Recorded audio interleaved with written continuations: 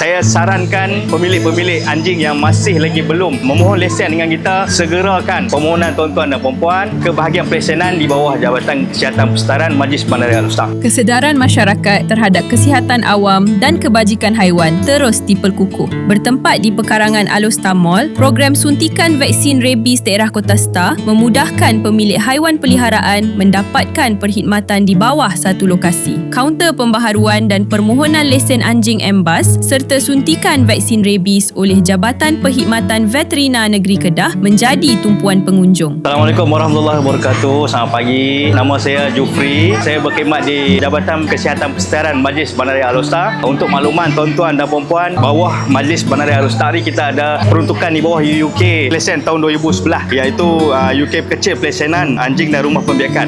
Itu kita wajibkan untuk kita lesenkan. Yang pertama, sebab apa kita wajibkan untuk dilesenkan, kita nak elak penyakit rabies. So apa itu rabies? Rabies ni adalah satu penyakit yang mengganggu sistem saraf, yang mana dia disalurkan melalui air liur. Air liur anjing ataupun kucing pun ada penyakit rabies. So anjing melalui gigitan, air liur dia itulah yang akan menyebabkan berlakunya penyakit rabies ni. Jadi untuk elakkan anjing-anjing liar yang ada di kawasan sekitar Alor Setar ni daripada terus menjadi ancaman kepada penyakit rabies, sebab itu kita lesenkan supaya di Majlis Bandaraya Alor Setar ni kita ada data dan kita ada rekod setiap satu pemilik anjing di kawasan Bandaraya Alor Setar. Jadi untuk makluman tuan-tuan dan puan-puan juga, dalam kita punya UK pelesenan ni, di bawah 929 meter persegi keluasan kediaman hanya dibenarkan 2 ekor saja. Yang mana melebihi 929 meter kaki persegi untuk kediaman 4 ekor maksimum. Di Majlis Bandaraya Alor Setar ni kita seselarasan dengan PBT Satu Malaysia, ada sesetengah bakar yang kita tak benarkan untuk kita lesenkan. Contohnya seperti American Pitbull, Akita dan Neapolitan. Ada banyak lagi jenis-jenis bakar yang kita tak benarkan. Dan lagi satu untuk maklumat tuan-tuan dan puan-puan,